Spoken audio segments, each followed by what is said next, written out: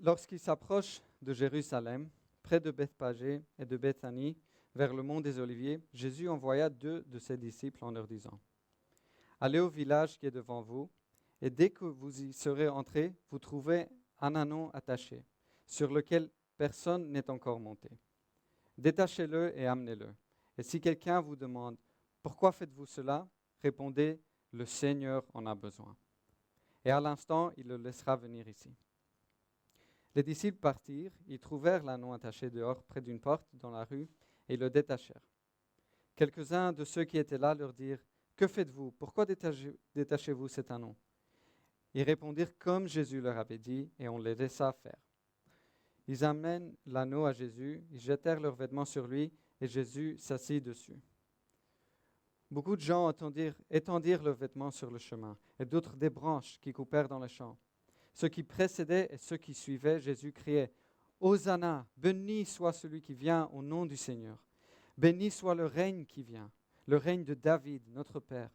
Hosanna dans les lieux très hauts. » Jésus entra à Jérusalem et se rendit au temple. Après avoir tout regardé autour de lui, comme il était déjà tard, il sortit pour aller à Béthanie avec les 12. C'est la parole du Seigneur. Vous pouvez vous asseoir. Est-ce que vous connaissez l'histoire de la bataille de Dunkerque? C'est une histoire très intéressante qui se déroule pendant la Deuxième Guerre mondiale. Et dans cette histoire, l'armée allemande avance en Europe. L'armée a battu la France, ils ont battu la Belgique et les forces alliées sont ordonnées à se retirer près de Dunkerque, à la côte. Et donc ces soldats étaient là à Dunkerque et ils avaient nulle part où aller. Ils avaient l'armée allemande derrière eux et devant eux, ils avaient la mer. Ils étaient sans espoir, ils étaient coincés. Et donc, ils regardent dans la direction où l'espoir peut venir, la mer. Et sur l'horizon, qu'est-ce qu'ils voient? Ils ne voient pas des grands vaisseaux de guerre, ils voient des petits bateaux civils venir envers eux. Et donc, ce n'étaient pas des énormes navires de guerre qu'ils attendaient peut-être, mais ces bateaux civils allaient sauver 338 000 hommes à cette plage. Ce passage qu'on va étudier aujourd'hui est similaire. Le roi sauveur arrive à Jérusalem, mais il n'arrive pas peut-être de la façon dont nous l'attendons. Mais il n'arrive pas comme un grand général sur un grand, puissant cheval blanc. Il arrive sur un ânon, un âne de moins de 4 ans. Pourquoi est-ce qu'il fait cela? Pourquoi est-ce qu'il n'arrive pas sur un grand cheval, comme un roi, comme on l'attend? L'ânon évoque le genre de sauveur que Jésus allait être.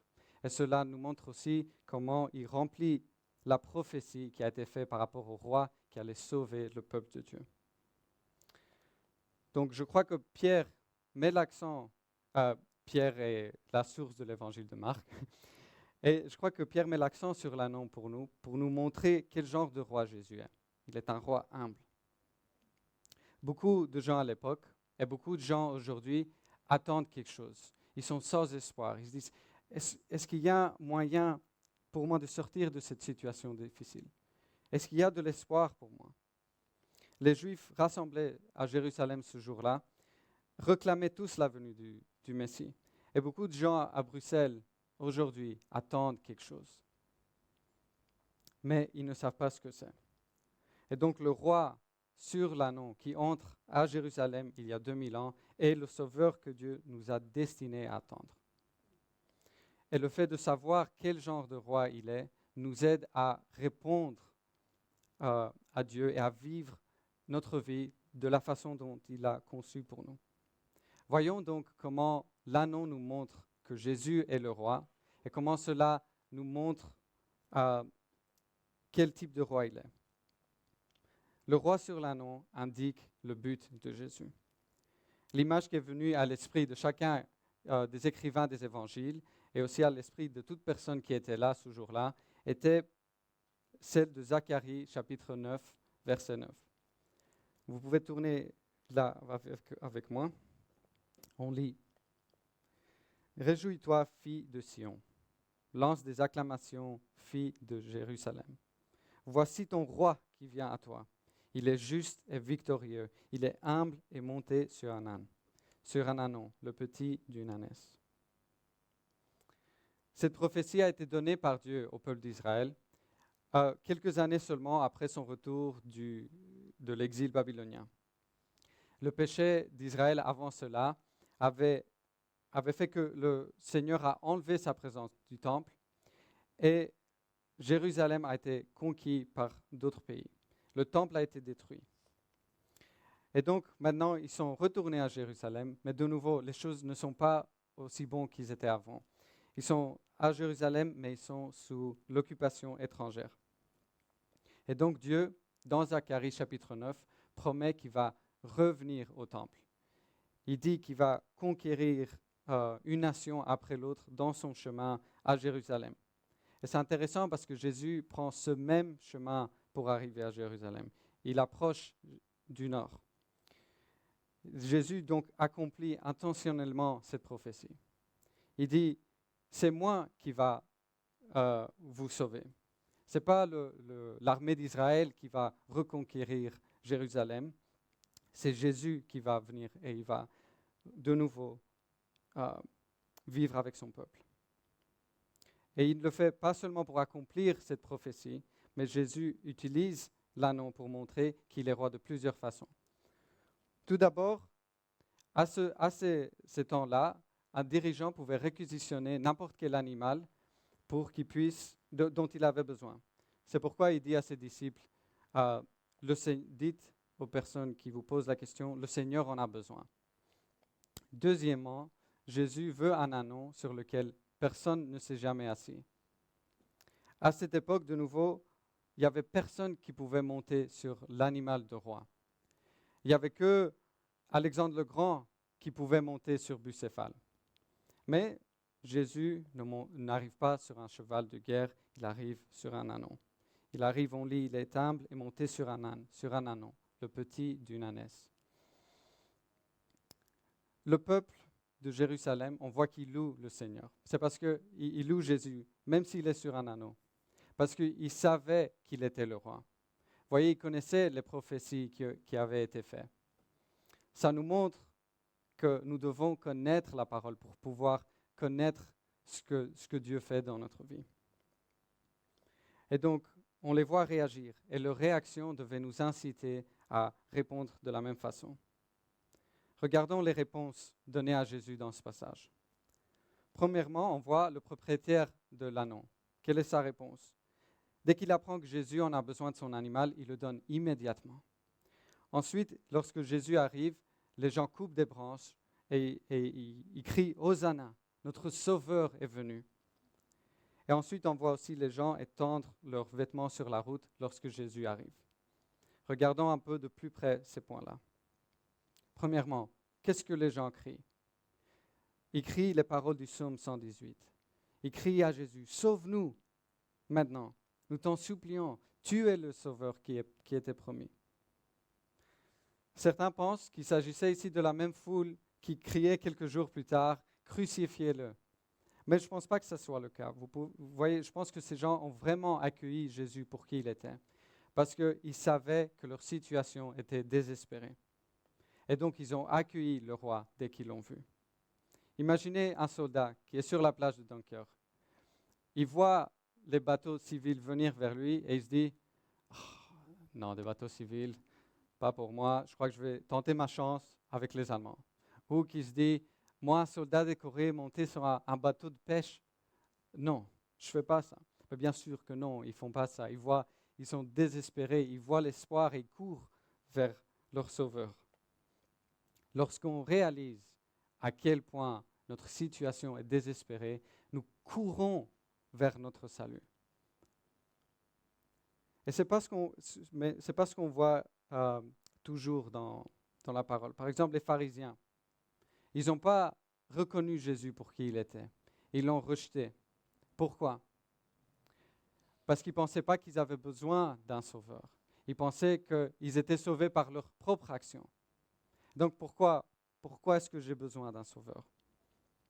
C'est qu'en réalisant qu'on a besoin d'être sauvé, qu'on puisse accepter et louer notre Sauveur.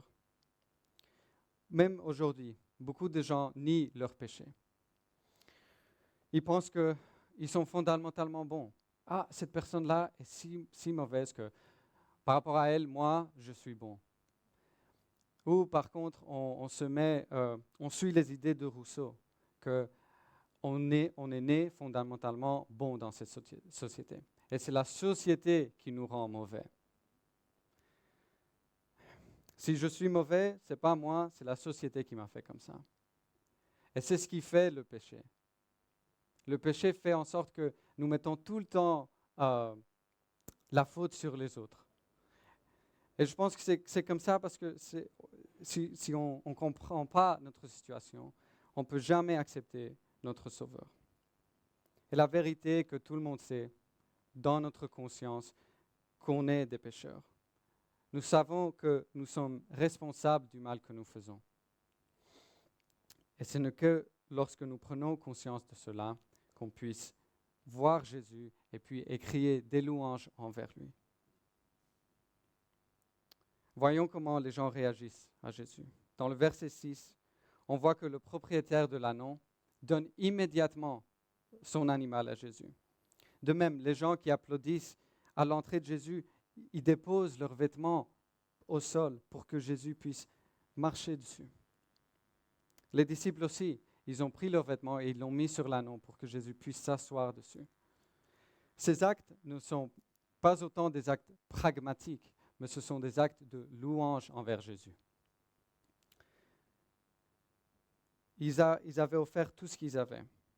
Un homme a offert son âne et les autres, ils n'avaient que leurs vêtements pour offrir au roi.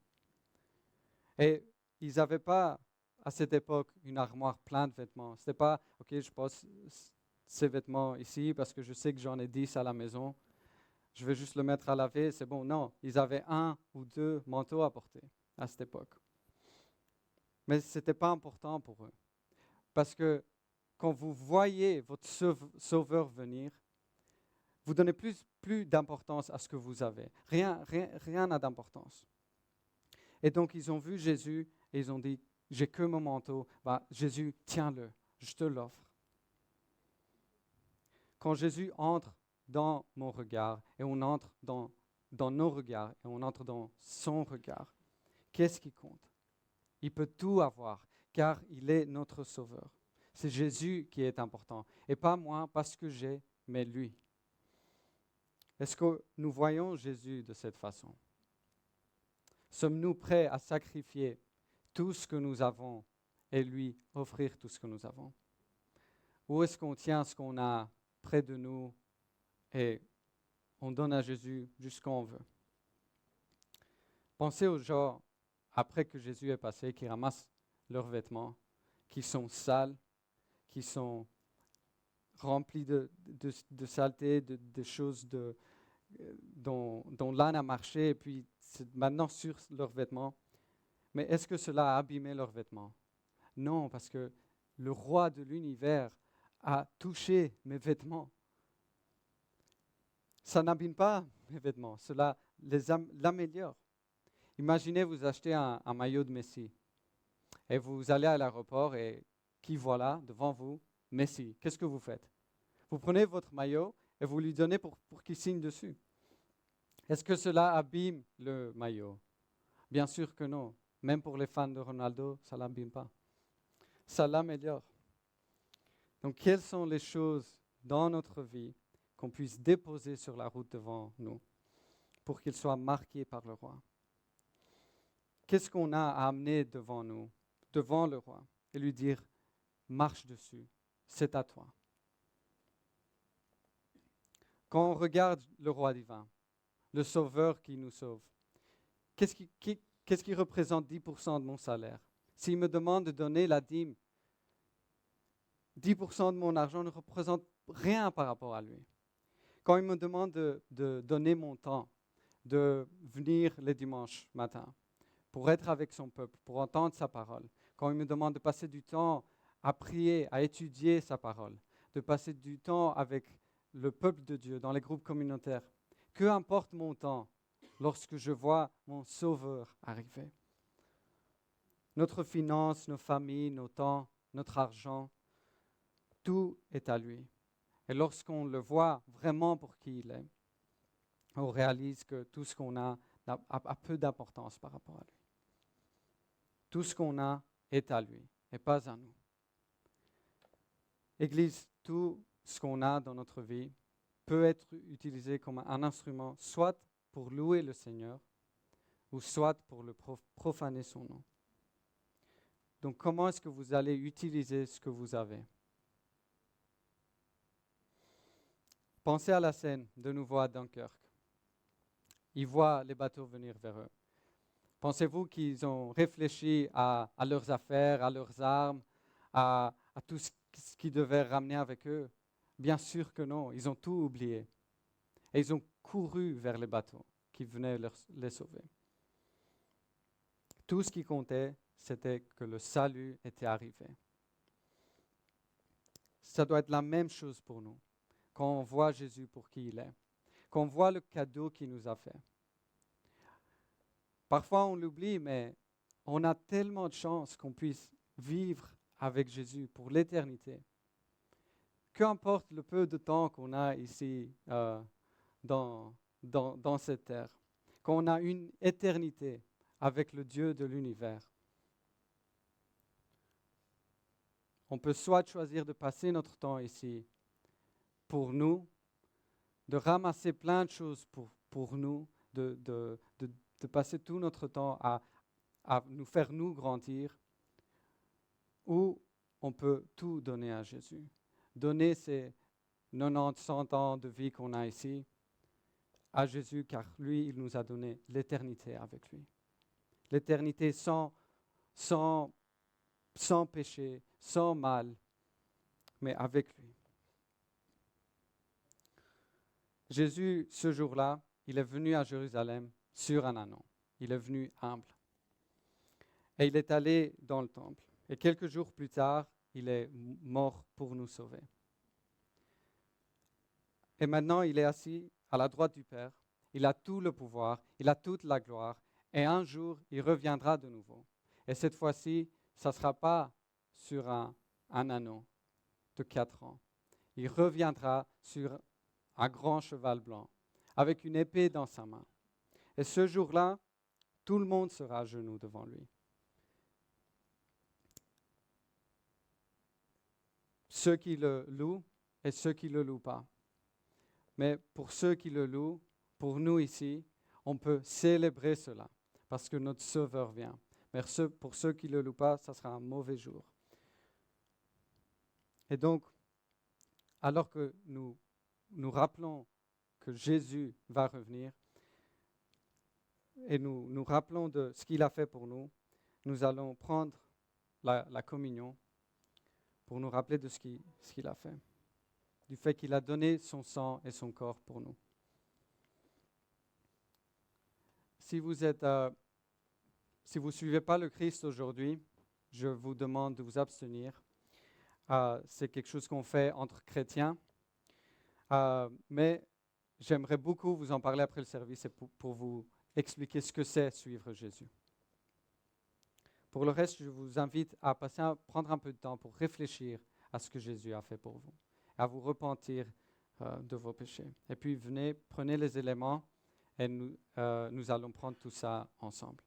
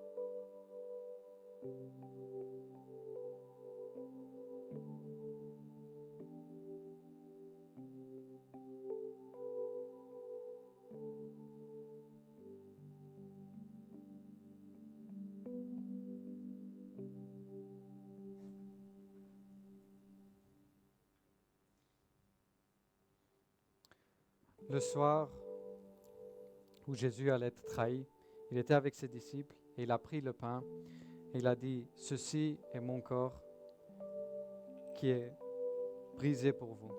Prenez et mangez. »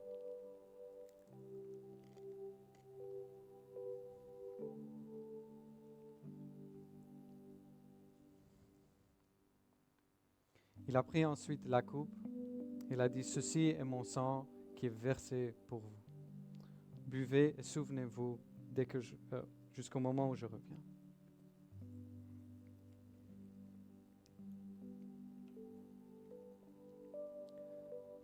Seigneur, merci pour le sacrifice que tu as fait pour nous.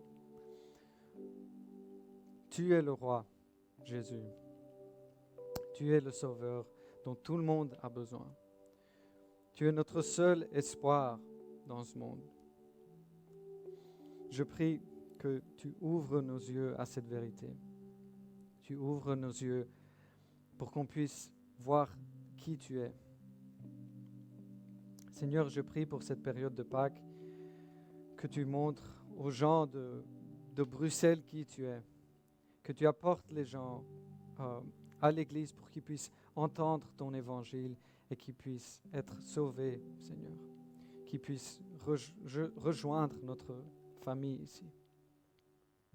Je prie aussi que tu nous donnes du courage pour inviter nos amis, nos collègues, nos familles à l'Église pour qu'ils puissent entendre ce bon message de Pâques, Seigneur. Que tu es le Sauveur dont ils cherchent. Seigneur, on prie tout ça dans le nom de Jésus. Amen. Cela conclut notre service pour aujourd'hui. Je vous invite à rester avec nous, prendre un café, discuter les uns avec les autres. Et à dimanche prochain, à vendredi saint. Soyez bénis.